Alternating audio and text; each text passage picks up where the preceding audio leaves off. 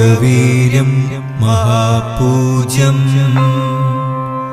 सर्वरक्षाकरं विभुं पार्वतीहृदयानन्दं शास्तारं प्रणमाम्यहम्। स्वामिये शरणमय्यप्पा।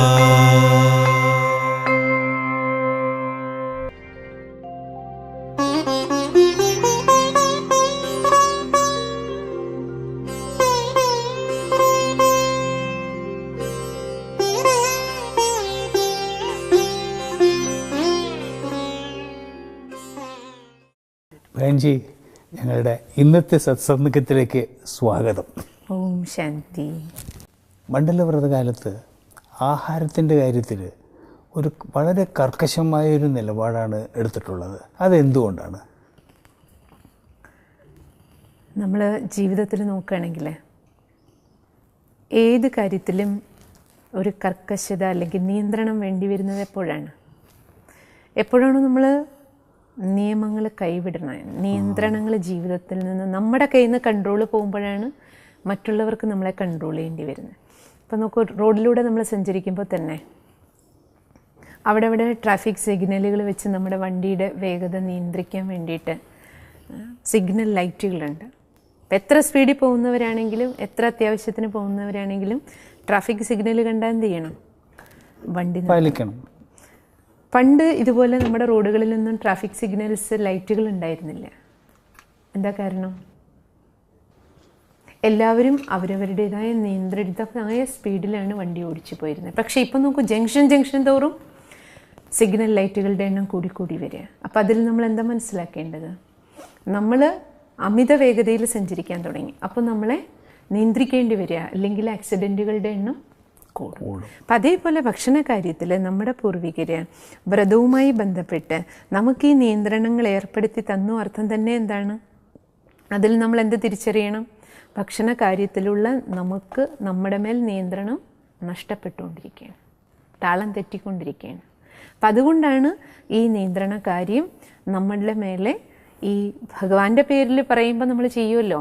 അല്ലാതെ നിയന്ത്രണം പാലിക്കൂ എന്ന് പറഞ്ഞാൽ നമ്മൾ ചെയ്യാറില്ല. ഇപ്പോൾ ഷുഗർ വന്നാൽ തന്നെ ഡോക്ടർ നമ്മളോട് പറയണം മരുന്നിനോടൊപ്പം ആഹാരത്തിൽ പഥ്യം പാലിക്കണം.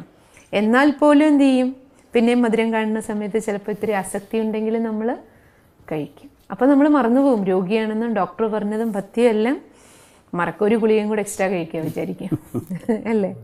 അപ്പോൾ ആ ഒരു അവസ്ഥയിലാണ് നമ്മുടെ ജീവിതം മുന്നോട്ട് പോയിക്കൊണ്ടിരിക്കുന്നത്. അപ്പം അതുകൊണ്ട് ഭക്ഷണ കാര്യത്തിൽ കർക്കശത്തിനുപരി നിയന്ത്രണം ഇത് നമുക്ക് മനുഷ്യർക്ക് വേണ്ടി വരണം.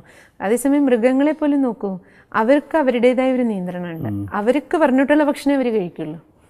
മാടുകളെ നമ്മളൊരു പറമ്പിലേക്ക് അഴിച്ചു വിട്ട് നോക്കൂ, ഓരോ ഇലകളത് മണത്ത് നോക്കും. അതിന് വേണ്ടാത്തത് അത് കഴിക്കില്ലേ?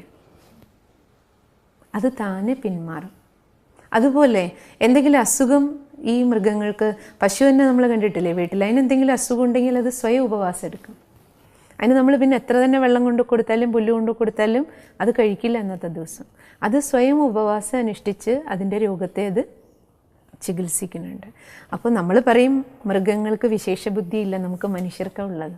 നമുക്ക് മനുഷ്യർക്ക് വിശേഷ ബുദ്ധി ഉണ്ടായിട്ടും എന്താ കാര്യം?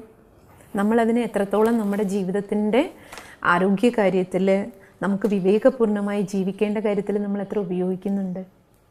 അതുകൊണ്ട് നമ്മുടെ പൂർവികർ ഈ വ്രതത്തിൻ്റെ പേരിൽ, ഭഗവാന്റെ പേരിൽ ഇങ്ങനെയുള്ള ഭക്ഷണ കാര്യത്തിലും മറ്റു കാര്യങ്ങളിലും നമുക്ക് നിയന്ത്രണം കൊണ്ടുവന്ന് തന്നത് യഥാർത്ഥത്തിൽ നിയന്ത്രണം വിട്ട നമ്മുടെ ജീവിതത്തെ വീണ്ടും നിയമബദ്ധമാക്കി നമ്മുടെ ശരീരത്തിനും മനസ്സിനും ആരോഗ്യപൂർണമായ ജീവിതം നയിക്കാനുള്ള ഒരു പാത നമുക്ക് ഒരുക്കി തരികയാണ്. അപ്പോൾ ഇത് പറഞ്ഞല്ലോ, ചില നിയന്ത്രണങ്ങളൊക്കെ ഉണ്ട് എന്നൊക്കെതായിട്ട്. അപ്പോൾ എന്ത് കഴിക്കാൻ പാടും, എന്ത് പാടില്ല? ആഹാരം ആഹരിക്കുക എന്നുള്ളതാണ്, സ്വീകരിക്കുക. അതാണ് ആ വാക്കിൻ്റെ അർത്ഥം. ആഹാരം നമ്മൾ വായിൽ കൂടി മാത്രമല്ല കഴിക്കുന്നത്, നമ്മൾ കണ്ണുകൊണ്ടും ആഹാരം കഴിക്കുന്നുണ്ട്, കാതുകൊണ്ടും ആഹാരം കഴിക്കുന്നുണ്ട്, പിന്നെയാണ് നാവിൻ്റെ ആഹാരം. അതിനൊക്കെ ആഹാരം തന്നെയാണ് പറയുക. ആഹരിക്കുക, സ്വീകരിക്കുക. കണ്ണുകൊണ്ട് നമ്മൾ കാണുന്നതെല്ലാം നമ്മുടെ ഉള്ളിൽ പോവുക. എന്ത് കാണുന്നു അതിനെക്കുറിച്ച് നമ്മൾ ചിന്തിക്കില്ലേ? മറ്റുള്ളവരോട് പറയില്ലേ? എൻ്റെ അർത്ഥം എന്ത് സ്വീകരിച്ചോ അതാണ് പിന്നെ നമ്മൾ പറയില്ലേ ഇൻപുട്ട് അനുസരിച്ചിരിക്കും ഔട്ട്പുട്ട്. അപ്പം നമ്മൾ കാണുന്നത് എന്താണോ കേൾക്കുന്നത് എന്താണോ അതിൻ്റെ ചിന്തകൾ നടക്കും. അതിനനുസരിച്ചാണ് നമ്മുടെ വാക്കുകളും പ്രവൃത്തിയും പെരുമാറ്റവും ഉണ്ടാകുന്നത്. അപ്പം നമ്മൾ നാവിലൂടെ കഴിക്കുന്നത് മാത്രം, വായിൽ കൂടി കഴിക്കുന്നത് മാത്രമല്ല, കണ്ണും കാതും എല്ലാം കഴിച്ചുകൊണ്ടിരിക്കുന്നുണ്ട്. അതുകൊണ്ട് ഈ വ്രതകാലത്ത് അതുകൊണ്ടാണ് നമ്മളോട് പറയണേ ആഹാര കാര്യത്തിൽ നിയന്ത്രണം. അർത്ഥം ഓരോ കർമ്മേന്ദ്രിയങ്ങളിലൂടെ നമ്മൾ ഉള്ളിലേക്ക് എന്തൊക്കെ എടുക്കുന്ന ഓരോന്നിലും നിയന്ത്രണം വേണം. അപ്പം നോക്കുള്ളൂ, നിങ്ങളെല്ലാവരും എല്ലാവരുടെയും കാതിൽ പൂക്കളുണ്ടല്ലോ. ഈ പൂ എന്തിനായി കാതിൽ വെച്ചിരിക്കണേ? എന്ത് കേൾക്കാൻ പാടുണ്ട്?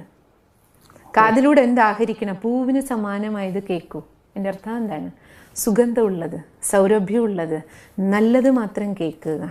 ഇതൊരു പുതിയ അറിവാണ്. കാരണം ഇവർ ചോദിക്കാറുണ്ട്, പ്രസാദം വാങ്ങിയിട്ട് പൂ വയ്ക്കും, സ്ത്രീകളാണെങ്കിൽ ഇവിടെ വയ്ക്കും, ഞങ്ങൾ ഇവിടെ വയ്ക്കുന്നുണ്ട്. അപ്പോൾ എൻ്റെ അടുത്ത് ചോദിച്ചിട്ട് എനിക്കതിനൊരു ഉത്തരവ് ഉണ്ടായിരുന്നില്ല. അപ്പം അതിൽ നമ്മൾ മനസ്സിലാക്കേണ്ടത് എന്താണ്? അപ്പോൾ അതുപോലെ നമുക്ക് നമ്മുടെ കാതിലൂടെ കേൾക്കുന്നത്, കണ്ണുകൊണ്ട് കാണുന്നത് എല്ലാം നമുക്ക് പോസിറ്റീവായിട്ട് നമുക്ക് സുഗന്ധം നൽകുന്നതായിരിക്കണം, മറ്റുള്ളവർക്കും സുഗന്ധം കൊടുക്കുന്നതായിരിക്കും. പൂ പോലെ, അർത്ഥം മുള്ളു പോലെ ആകരുത്. നമുക്ക് സ്വയം വേദനിക്കേണ്ടി വരിക മറ്റുള്ളവരെ വേദനിപ്പിക്കുന്ന തരത്തിലുള്ള കാര്യങ്ങൾ കേൾക്കാനോ പറയാനോ ചിന്തിക്കാനോ പ്രവർത്തിക്കാനോ പാടില്ല. അപ്പം ഈ ആഹാരങ്ങളിലെല്ലാം നമുക്ക് കൺട്രോൾ വേണം. പ്രത്യേകിച്ചും നമ്മൾ വായിൽ കൂടി കഴിക്കുന്നത്. നമ്മൾ ഭക്ഷണം എന്തിനാണ് കഴിക്കണം? ഭക്ഷണം എന്തിനാണ് കഴിക്കണം? നിലനിൽപ്പിന് നമുക്ക് ഊർജം വേണം. ഊർജത്തിനാണ് നമ്മൾ ഭക്ഷണം കഴിക്കണം. തടി വയ്ക്കാനല്ലല്ലോ നമ്മൾ ഭക്ഷണം കഴിക്കുന്നത്. അല്ല, അപ്പം നമ്മൾ ഭക്ഷണം കഴിക്കുന്നത് ഊർജത്തിന് വേണ്ടിയിട്ടാണെങ്കിൽ ഊർജമടങ്ങിയ ഭക്ഷണം കഴിക്കണം. ഊർജമടങ്ങിയ ഭക്ഷണം ഏതാണ്? മണ്ണിന് മുകളിൽ വിളയുന്നവ. സൗരോർജത്തെ അങ്ങനെ സംഭരിച്ച് വെക്കാനുള്ള കഴിവ്, ഫോട്ടോസിന്തസിസ്, പ്രകാശ സംശ്ലേഷണത്തിൻ്റെ കഴിവുള്ളത് സസ്യങ്ങളിലാണ് കൂടുതൽ. അല്ലേ, നമുക്കതിനുള്ള കഴിവില്ല. അതുകൊണ്ടാണ് അവ ശേഖരിച്ച ഊർജം നമ്മുടെ ഉള്ളിലേക്ക് എടുക്കാൻ വേണ്ടിയിട്ടാണ് നമ്മൾ മണ്ണിന് മുകളിൽ വിളയുന്ന ഭക്ഷണം കഴിക്കണമെന്ന് പറയുന്നത്. കാരണം ഈ ശരീരം ഇത് പ്രകൃതിയുടെ 5 തത്വങ്ങൾ കൊണ്ട് നിർമ്മിച്ചതാണ് ആണല്ലോ. നമ്മൾ പറയില്ലേ, ഇത് പ്രകൃതി മാതാവിൻ്റെ ദാനമാണ്, വരദാനമാണ്. അപ്പം നമുക്ക് ലഭിച്ച ഈ ശരീരത്തിന്, തത്വനിർമ്മിതമായ ഈ ദേഹത്തിന് എന്ത് വേണം? തത്വങ്ങളുടെ സപ്പോർട്ട് വേണം. അതുകൊണ്ടാണ് നമുക്ക് ദാഹിക്കുമ്പോൾ വെള്ളം വേണം, വിശക്കുമ്പോൾ ഭക്ഷണം വേണം. പക്ഷെ എങ്ങനെയുള്ള ഭക്ഷണം കഴിക്കണം? ഈ തത്വങ്ങളിൽ, പ്രത്യേകിച്ചും മണ്ണിൻ്റെ മുകളിൽ വിളയുന്നവ കൂടുതലും, മണ്ണിൻ്റെ അടിയിൽ വളരുന്ന കിഴങ്ങുവർഗ്ഗങ്ങളെല്ലാം കുറച്ചും, ആ പച്ചക്കറികളിലും പഴവർഗ്ഗങ്ങളിലും എല്ലാം തന്നെ ധാന്യങ്ങളിലും നമ്മുടെ ഈ ശരീരത്തിന് നിലനിർത്താൻ വേണ്ടുന്ന ഊർജം, നമുക്ക് വർക്ക് ചെയ്യാൻ വേണ്ടുന്ന ഊർജം നമുക്കതിലൂടെ ലഭിക്കും. പക്ഷേ ഇന്ന് നമ്മൾ കഴിക്കുന്നത് ഊർജത്തിന് വേണ്ടി മാത്രമാണോ? ടേസ്റ്റ്, രുചിക്ക് വേണ്ടിയിട്ട്. രുചി എത്ര സ്ഥലത്തേക്ക് രുചി ഫീൽ ചെയ്യും നമുക്ക്? തൊണ്ടവരെ. അങ്ങനെയാണെങ്കിൽ എന്ത് ചെയ്യണം? രുചിക്ക് കഴിക്കുന്നത് വായിലിട്ട് ചവച്ച് തുപ്പിക്കളയാം, ഇങ്ങോട്ട് ഇറക്കാതിരിക്കുക. ഇങ്ങോട്ട് ഏതേ ഇറക്കാൻ പാടുള്ളൂ? ഇത് ക്ഷേത്രമാണ്, ഇതിനുള്ളിലൊരു മൂർത്തി ഇരിപ്പുണ്ട്. അപ്പോൾ ഈ ക്ഷേത്രത്തിനും മൂർത്തിക്കും യോജിച്ചത് മാത്രമേ ഭക്ഷിച്ചിട്ട് നമ്മൾ ഇറക്കാൻ പാടുള്ളൂ.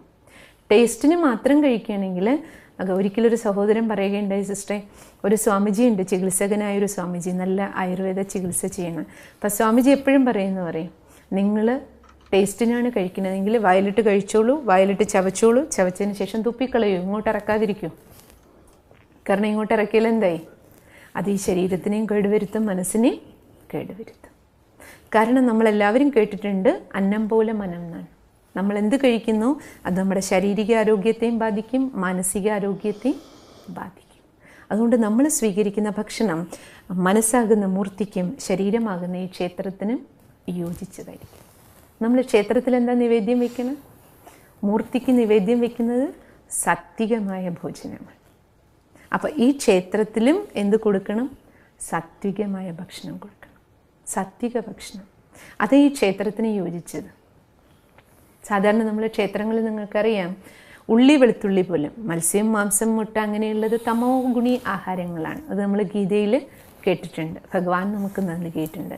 പക്ഷേ ശ്രീകോവിലിനുള്ളിൽ നിവേദ്യം വയ്ക്കുന്ന സമയത്ത് ഉള്ളി വെളുത്തുള്ളി പോലും ഉപയോഗിക്കില്ല. അതിനെ രജോ ഗുണി എന്നാണ് പറയുന്നത്, രജോ ഗുണി.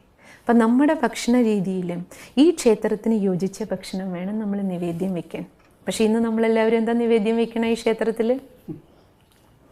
തോന്നണത് എന്ത് ഇഷ്ടമുണ്ടോ രുചിയും മണവും ഒക്കെ നോക്കിയിട്ട്.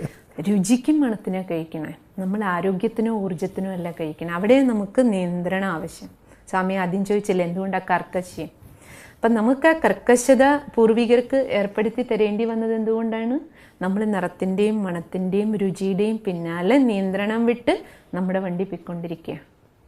ഈ നിയന്ത്രണം വിട്ട ജീവിതമാണ് എന്ത് ചെയ്തുകൊണ്ടിരിക്കുന്നത്? നമുക്ക് ജീവിതശൈലി രോഗങ്ങൾ പ്രദാനം ചെയ്തുകൊണ്ടിരിക്കുന്നത്. ഇന്ന് എത്ര രോഗങ്ങളാണ്? സൈക്കോസൊമാറ്റിക് ഡിസീസസ് എന്ന് പറയാറുണ്ട്. മനസ്സിൽ നിന്ന് ശരീരത്തിന് രോഗം, ശരീരത്തിൽ കഴിക്കുന്ന ജീവിതശൈലി രോഗങ്ങൾ, 2 തരത്തിലെ രോഗങ്ങളെന്ന് ഡോക്ടർമാർ പറയണം. ഒന്ന് സൈക്കോസൊമാറ്റിക് ഡിസീസസ്, മനസ്സിൽ നിന്ന് ആദിയിൽ നിന്നുള്ള വ്യാധി. രണ്ടാമത്തത് നമ്മളുടെ ജീവിതശൈലി രോഗങ്ങൾ, ലൈഫ് സ്റ്റൈൽ ഡിസീസസ്. നമ്മുടെ തെറ്റായ ജീവിതശൈലി കൊണ്ട് കഴിക്കുന്നതിൽ, കുടിക്കുന്നതിൽ, ഉറങ്ങുന്നതിൽ, ഇവയിലെല്ലാം വന്ന തലകീഴായ ജീവിതശൈലി കൊണ്ട് രോഗങ്ങൾ കൂടിക്കൊണ്ടിരിക്കുക. അപ്പം നമ്മൾ ഈ ദേഹമാകുന്ന ക്ഷേത്രത്തിന്, ഇതിനുള്ളിലിരിക്കുന്ന മൂർത്തിക്ക് യോജിച്ച ആഹാരം കഴിക്കുക. പനിയും അതേപോലെ, കുടിക്കുന്നതും അതേപോലെ. ഭഗവാന് ശ്രീകോവിലിൽ നമ്മൾ അഭിഷേകം, നെയ്യഭിഷേകം ചെയ്യും. പാട്ട് തന്നെ ഉണ്ടല്ലോ, നെയ്യഭിഷേകം സ്വാമിക്ക് അല്ലേ. നെയ്യും പാലും എല്ലാം ഭഗവാൻ അഭിഷേകം ചെയ്യും. ഈ ക്ഷേത്രത്തിൽ എന്താ നമ്മൾ അഭിഷേകത്തിന് വേണ്ടി ഉപയോഗിക്കണം? ഇതിലേക്ക് അഭിഷേകം എന്താ ചെയ്യാറില്ല എന്ന്? പലതും. ഇതെല്ലാം നമ്മുടെ ശരീരത്തിന് യോജിച്ചതാണോ? അപ്പം കഴിക്കാൻ പാടില്ലാത്തത് കഴിക്കുക, കുടിക്കാൻ പാടില്ലാത്തത് കുടിക്കുക. അപ്പം ഈ ക്ഷേത്രത്തിലേക്ക് എന്ത് അഭിഷേകവും നടത്താം. അതിൻ്റെ തിക്തഫലമാണ് നമുക്കിന്ന് അനുഭവിച്ചുകൊണ്ടിരിക്കുന്ന 80 മുതൽ 90% വരെയുള്ള രോഗങ്ങൾ. പിന്നെ നമ്മൾ നമ്മുടെ ക്ഷേത്രത്തിൽ നോക്കിക്കോളൂ, സുഗന്ധപൂരിതമാക്കാൻ വേണ്ടിയിട്ട് ചന്ദനത്തിരി കൊളുത്തി വയ്ക്കും, കർപ്പൂര ആരതി കാണിക്കും. ഇവിടെ എന്താ ആരതി നടക്കണം? സ്മോക്കിംഗ്. ഇവിടെ എന്താ ആരതി? സിഗരറ്റ് ആരതി, അല്ലെങ്കിൽ ബീഡി ആരതി. പിന്നെ അതുകൊണ്ട് നിൽക്കണില്ലല്ലോ. സിഗരറ്റും ബീഡി, കഞ്ചാവ്, എന്തെല്ലാം ലഹരി വസ്തുക്കളാണ്. ലഹരി വസ്തുക്കൾ വളരെ മോശമായിട്ടുള്ളത്. അതിപ്പോൾ പറയാനുള്ളത്, ഇപ്പോൾ വളരെ ചെറുപ്രായക്കാർക്ക് പോലും അത് പരവിക്കൊണ്ടിരിക്കണമെന്നുള്ളതാണ് ഒരു വളരെ ദുഃഖാർത്ഥമായിട്ടുള്ളൊരു സംഭവം.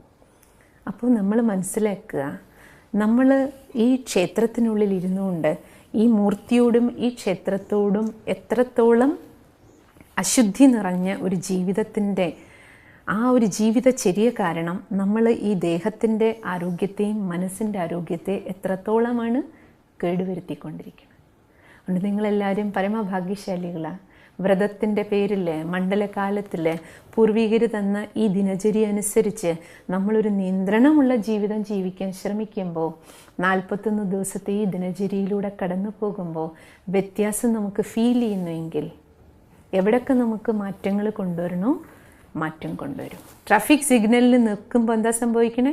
Stop, stop, then check and change. അതിനാണ് ട്രാഫിക് സിഗ്നലിൽ നമ്മളെ കൊണ്ട് വണ്ടി നിർത്തിക്കണം. സ്റ്റോപ്പ് ചെയ്യൂ, നോക്കൂ മീറ്റർ ബോർഡിലേക്ക്, വണ്ടി എത്ര സ്പീഡിലാണ് ഓടിക്കൊണ്ടിരിക്കണം. നിയന്ത്രിത സ്പീഡ്, എൻ്റെ കൺട്രോളിൽ നിൽക്കോ വണ്ടി. 60-70 വരെ ഇപ്പം നമുക്ക് സ്പീഡ് തന്നിട്ടുണ്ട്. 70 കൂടി എന്താ സംഭവിക്കണം? വണ്ടി നമ്മുടെ കൺട്രോളിൽ നിൽക്കില്ല. പെട്ടെന്ന് ബ്രേക്ക് ഇടേണ്ടി വന്നാൽ നമുക്ക് ബ്രേക്കിൽ കാല് വയ്ക്കുന്ന സമയത്ത് ചിലപ്പോൾ വണ്ടി നിയന്ത്രണം വിട്ടു പോകും. അതുകൊണ്ടാണ് നിയന്ത്രിത സ്പീഡ് വെച്ചിരിക്കുന്നത്. നമ്മൾ നമ്മുടെ ജീവിതയാത്രയിൽ നോക്കൂ, ജീവിതം ഒരു യാത്രയാണല്ലോ. അതുകൊണ്ട് ഈ ശബരിമല യാത്രയിൽ ഭഗവാൻ നമുക്ക് നൽകുന്ന സന്ദേശം എന്താണ്? മക്കളെ, ജീവിതവും ഒരു യാത്രയാണ്. ജീവിതയാത്രയിൽ എവിടെയെങ്കിലും അനിയന്ത്രിതമായ സ്പീഡിൽ പോകണുണ്ടോ? So stop, check. ആരെ പരിശോധിക്കണം? സ്വയം. കൂടെയുള്ളവരല്ലേ. ഭാര്യ എന്ത് ചെയ്യണു, ഹസ്ബൻഡ് എന്ത് ചെയ്യണു, അല്ലെങ്കിൽ മക്കൾ എന്ത് ചെയ്യണു, അവർ നിയന്ത്രിത സ്പീഡിൽ പോകണുണ്ടോ? അവരെ നിയന്ത്രിക്കുന്നതിന് പകരം എന്ത് ചെയ്യുക? ആദ്യം സ്വനിയന്ത്രണം. നമുക്ക് നമ്മളെ നിയന്ത്രിക്കാൻ കഴിഞ്ഞാൽ നമ്മളെ കണ്ടിട്ട് നമ്മുടെ ഭാര്യ നേരെ മറിച്ചാ കാണുന്നത്. ഇപ്പോൾ സ്വയത്തിന് പകരം മറ്റുള്ളവരെ കറക്റ്റ് ചെയ്യാൻ കഴിയുന്നതും ശ്രമിക്കുന്നത്. കാരണം നമ്മുടെ എല്ലാവരുടെയും ഉള്ളിലെ ധാരണ എന്താണ്? തെറ്റായ ഒരു ധാരണ ഉറച്ചിട്ടുണ്ട്. മറ്റുള്ളവരെയാണ് നന്നാക്കേണ്ടത്, ഞാൻ നന്നാവണം എന്നുള്ള ബോധം ശരിയാണ് എപ്പോഴും. അതെ. അപ്പം അതുകൊണ്ട് ഈ മണ്ഡലകാലം ഭഗവാൻ നമുക്ക് എന്തിനാ തന്നെ? സ്വയം നിരീക്ഷിക്കാൻ, ആത്മനിരീക്ഷണത്തിന്. നമുക്ക് കണ്ണാടിയിൽ നോക്കണം. കണ്ണാടി വേണം, എന്നാലും നോക്കാൻ പറ്റും. Self correction. കണ്ണാടി ഏതാണ്? ജ്ഞാനത്തിൻ്റെ ദർപ്പണം, അറിവ്. അതിനാണ് സത്സംഗത്തിൻ്റെ ആവശ്യകത. അതുകൊണ്ട് പൂർവികരെന്താ പറഞ്ഞിരുന്നത്? സത്സംഗം നിത്യേന. ഇപ്പം നോക്കൂ, നമ്മൾ ഈ നിത്യ സത്സംഗത്തിൻ്റെ ഭാഗമായിട്ട് കണ്ണാടിയിൽ നോക്കാൻ കഴിയുന്നുണ്ടോ? ജ്ഞാനത്തിൻ്റെ ഈ ചർച്ച നമ്മൾ ചെയ്യുന്നത് കാരണം എന്തെങ്കിലും ഉപകാരമുള്ളതായിട്ട് തോന്നുന്നുണ്ടോ? തീർച്ചയായിട്ടും.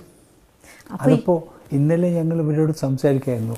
ഞങ്ങൾ വേറെ പ്രോഗ്രാം വെക്കാമെന്ന് പറഞ്ഞപ്പോൾ, സത്സംഗം വെക്കാം, അതും സിസ്റ്ററെ തന്നെ വിളിക്കാമെന്ന് പറഞ്ഞപ്പോൾ ചിലർ, ഇപ്പോൾ ഇവിടെ അല്ല, വേറെ ഞങ്ങളുടെ ഇതിൽ സംഘത്തിലൊരു ഇതുണ്ടായിരുന്നു. പക്ഷേ ഇപ്പോൾ അവരെല്ലാവരും ഭയങ്കര മിസ്റ്റേക്കായി പോയി തന്നെ അത് എന്ന് പറയുന്നുണ്ട്. അപ്പോൾ അതിൽ നിന്ന് തന്നെ മനസ്സിലാവുന്നുണ്ട് അവർക്ക് ആ ഗുണം ഇപ്പോൾ അവർ മനസ്സിലാക്കി തുടങ്ങി. അപ്പം നിത്യ സത്സംഗം അതുകൊണ്ടാണ് പൂർവികർ പറഞ്ഞിരുന്നത്. പക്ഷേ ഇന്ന് നമുക്ക് അതിന് സമയമില്ലല്ലോ. അപ്പം സത്സംഗം ഒരു കണ്ണാടിയുടെ ജോലി ചെയ്യും. ഈ കണ്ണാടിയിൽ നോക്കി നമുക്ക് എന്ത് ചെയ്യാം? സാധാരണ കണ്ണാടിയിൽ നോക്കി നമ്മൾ നമ്മുടെ മുഖം, ഡ്രസ്സെല്ലാം ശരിയാക്കുന്നത് പോലെ ജ്ഞാനമാകുന്ന ദർപ്പണത്തിൽ നമുക്ക് ആന്തരിക ലോകത്തെ ദർശിക്കാൻ കഴിയും. ആ ലോകത്തിൽ നമുക്ക് തിരുത്തൽ കൊണ്ടുവരാൻ കഴിയും. അപ്പം ആ ഒരു തിരുത്തലിൻ്റെ ആവശ്യകതയാണ് ഇപ്പോൾ നമുക്ക് ഓരോരുത്തർക്കും ഉള്ളത്. അപ്പം അതുകൊണ്ട് ഇന്ന് നമുക്ക് ഓരോരുത്തർക്കും അല്പസമയം സ്റ്റോപ്പ് ചെയ്ത് ചെക്ക് ചെയ്യാനും നമുക്ക് നമ്മളെ ചേഞ്ച് ചെയ്യാനും വേണ്ടിയിട്ട് ഉപയോഗിക്കാം. അവരവരുടെ ഇരിപ്പിടത്തിൽ നിവർന്നിരിക്കുക. അല്പസമയം നമുക്ക് ജ്ഞാനത്തിൻ്റെ ദർപ്പണത്തിൽ ആത്മനിരീക്ഷണം നടത്താം.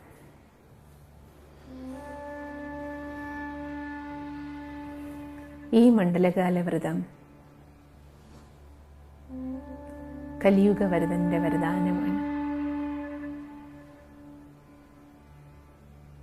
ശരീരമാകുന്ന ഈ ക്ഷേത്രത്തിൽ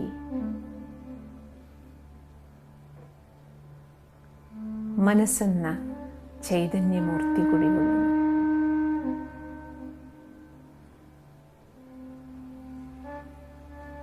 വ്രതകാലത്ത് ദിവസവും രാവിലെ ഉണർന്ന് ശരണഘോഷത്തോടുകൂടി അയ്യപ്പന് ഞാൻ ആരതി കാണിക്കുന്നു, നിവേദ്യം സമർപ്പിക്കുന്നു. ഈ ശരീരമാകുന്ന ക്ഷേത്രത്തിൽ തത്വമസി പൊരുളായി കുടികൊള്ളുന്ന ആത്മചൈതന്യം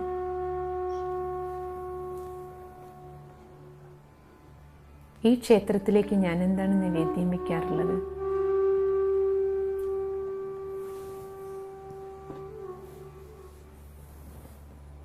അവരവരുടെ നിത്യേനയുള്ള ദിനചര്യ, പ്രഭാതം മുതലുള്ള ദിനചര്യ ശ്രദ്ധിക്കൂ. 3 നേരവും ഭക്ഷണം കഴിക്കുമ്പോൾ ഈ ക്ഷേത്രത്തിനും മൂർത്തിക്കും യോജിച്ച ആഹാരവും പാനീയങ്ങളുമാണോ ഞാൻ സ്വയം സ്വീകരിച്ചുകൊണ്ടിരിക്കുന്നത്?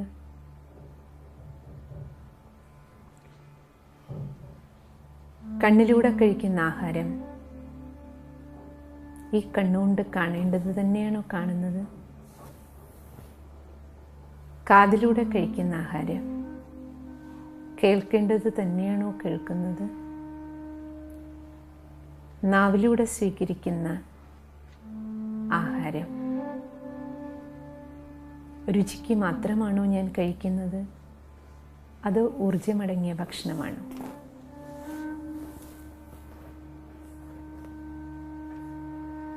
വിലയിരുത്തൂ. സ്വയം വിലയിരുത്തി നോക്കൂ. ഈ 41 ദിവസം ഒരു ട്രാഫിക് സിഗ്നൽ പോലെ ജീവിതയാത്രയിൽ സ്റ്റോപ്പ്, ചെക്ക് ആൻഡ് ചേഞ്ച്. ഒന്ന് നിന്ന് സ്വയം തിരിഞ്ഞു നോക്കി ഒരു പരിവർത്തനത്തിനുള്ള പച്ചക്കൊടി എനിക്ക് ലഭിച്ചിരിക്കുകയാണ്. ഇതിൻ്റെ ലാഭം എടുക്കൂ. ജീവിതയാത്ര സുഗമമായി മുന്നോട്ട് പോകാൻ ഈ പരിവർത്തനം ആവശ്യമാണ്.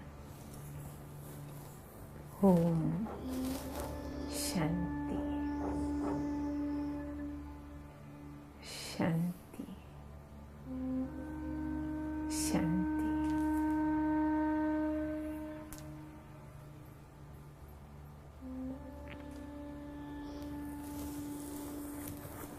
ശരിക്കേ ഇന്നത്തെ സത്സംഗം വളരെ ഞങ്ങളുടെ മനസ്സിൽ വളരെ ആഴത്തിൽ പതിഞ്ഞിട്ടുണ്ട്. നല്ലൊരു ആഹാരം എന്നുള്ളത് വെറുതെ അത്ര ഒരു ഇമ്പോർട്ടൻസ് കൊടുക്കാതെ വെറുതെ ഇരിക്കുന്നുണ്ട് കഴിക്കണമെന്ന്, പക്ഷേ അതിൽ ഇത്രയധികം അർത്ഥങ്ങൾ അടങ്ങിയിട്ടുണ്ട് എന്ന് ഞങ്ങൾ മനസ്സിലാക്കിയിട്ടില്ല. മനസ്സിലാക്കി തന്നതിന് വളരെ നന്ദി ബഹൻജി. ഓം ശാന്തി.